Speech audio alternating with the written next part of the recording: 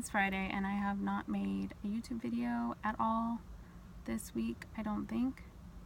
And it's because I have a new commute to Orange County and Waze takes me all these crazy ways, so I have to constantly watch maps and I can't make a video while I'm doing that because it's careless and I can't do that. So I went to an Interpol show last night with my friend Lindsay, whom this was the first time we had hung out together, and it was incredible. The best show. If you can ever go to see Interpol, I highly recommend it. It was amazing.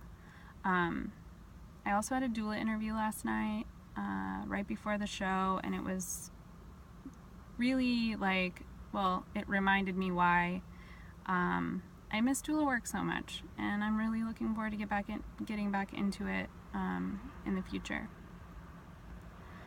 But on the topic of today, because today I woke up happy, you guys. I woke up so stoked, smiling for no reason. I was even a little hungover, but I still was stoked that it was Friday and I'm alive and I'm grateful. And I honestly feel like the key to feeling this way when you're so flip-floppy like I am is doing something really fun, at least once or twice a week. It's a recharge, a reset. It doesn't have to be drinking and partying. It can be anything. Going to see a movie, talking to people you care about outside of the house, just getting out, being around other people. I feel recharged and I feel good. I feel beautiful. I feel happy and content with who I am and my imperfect self.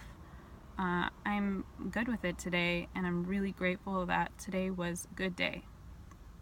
The other night I fell asleep dealing with a lot on my mind. I'm going through some shit, family changes that I'm processing, and it's not getting any easier, and I think I'm getting frustrated because it's still so hard to deal with the reality and the changes that are coming, leaving my home, having to move my kids. It's really stressing me out, and I'm really bummed about it. Also just losing a friendship with somebody that you've shared a home with for so long, and if it's not always cordial and courteous relationship with that person, it almost feels like someone died.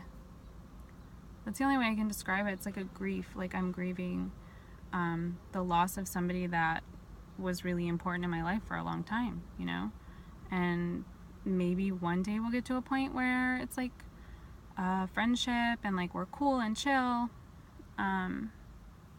Until then, I don't know. I mean, maybe I'm living in a dream world, but I'm just kind of super forgiving and chill and let things roll off my back. If somebody hurts me, I'm just oh, it's cool, it's okay, I understand you were hurting. And I do that over and over again until I get to a point where I got the other day and I'm up at 3 a.m, contemplating my life choices and saying, oh my God, I'm such a bad person. I can't believe I'm making this decision. I can't believe I'm doing this to people in my life. And I don't know, it's crazy how you move through it in different phases. When it first happened, I was just stoked. I'm oh, it's great, we're gonna be great, we're gonna be so much better, better parents, more chill, less stressed. But it's really just frustrating and hard and messy, and it's not A to B, it's all over the place. And I'm just ready for that to be over. I'm ready for it to be over. I'm really ready to laugh more and listen to more music live, because the experience is so incredible. It's so good and energizing and inspiring. Not even just the music that you love, just seeing people that are doing something they love so much, and you can hear it in their voice and you can see it in their movement and like feel it in the energy in the crowd. It's like an experience I can't even describe. Last night was the first show that I went to that I just danced like I wanted to dance, and I didn't care who was looking at me. I didn't care what I looked like, if I looked stupid. Like, I just like felt what I was listening to and danced and like had so much fun. Do you hear that? That's the Roach Coach. I don't know why they're here at 6:30, man. Yeah, it's like a call to arms for all the people that eat tacos from the Roach Coach and burritos. Anyway,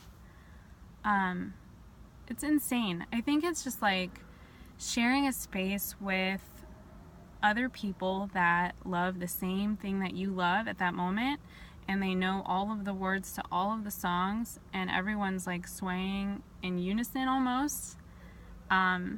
It's like choreographed happiness. That's the only way I can describe it. Just magic. Complete and total magic. And I'm so grateful for Ryan at my office. I don't know if you watching my YouTube videos, but oh my god. Like, I would not have my Interpol tickets if it wasn't for Ryan. I logged in at 10 a.m. and I was refreshing, and it kept saying it was sold out, and I'm like, that's bullshit, because it's 10 a.m. And Ryan was trying on the Ethernet cord in the other room, and he got me in. So he's the reason I got the tickets, and I'm so grateful. There were people outside the door last night, like looking like lost puppies, asking if people had extra tickets, and I wish I would have had some, because it would have really made somebody's night.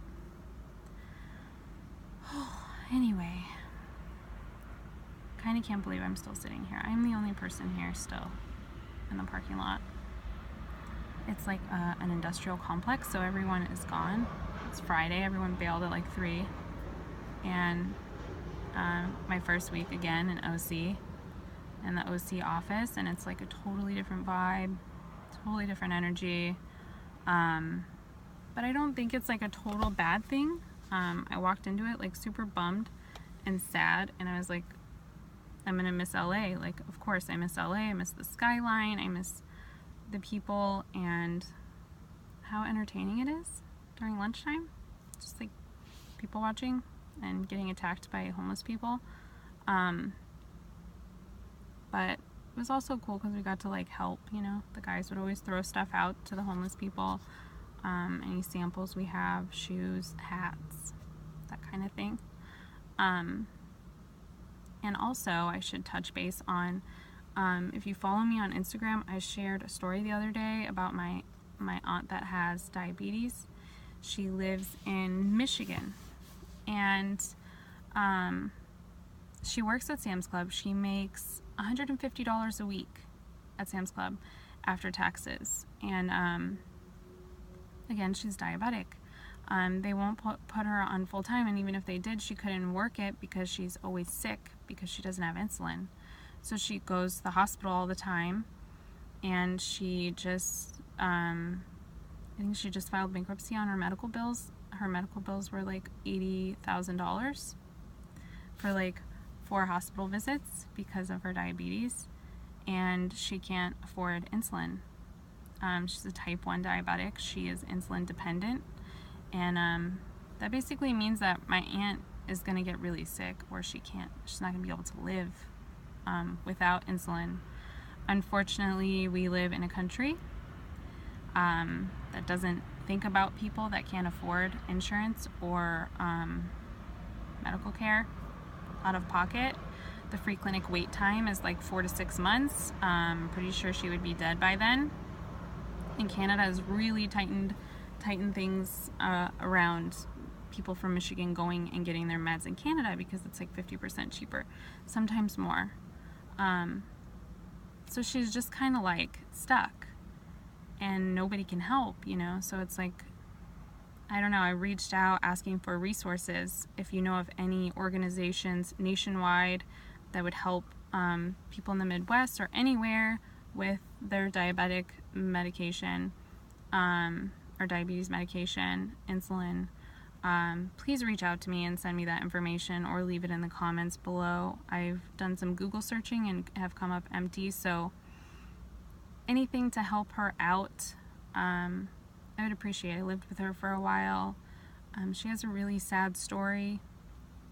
She was an amazing mom, stay-at-home mom her whole life. She was married for 30-something years, and her husband left her for a woman he met in Japan. He had been having an affair with her for years, and just left my aunt. And because she didn't have a job, any job history, she's had a really hard time finding work that pays more than minimum wage in Michigan, which is like $8, I think. So she just kind of fell out on her ass, and she really doesn't deserve it. She's a really good person, and it breaks my heart. So I don't know, I wish I could just wrap her up and bring her to me so she could live with me. But first I gotta get my shit taken care of, so that's not really gonna happen right now. But yeah, I don't know. I just wanted to do a little quick recap of the week and like catch up and say hi, because I haven't posted all week. I'm really surprised that so many people are actually watching my videos. That's like really crazy, and I'm really happy and excited about it, and I'm glad you guys listened to my ramblings in traffic.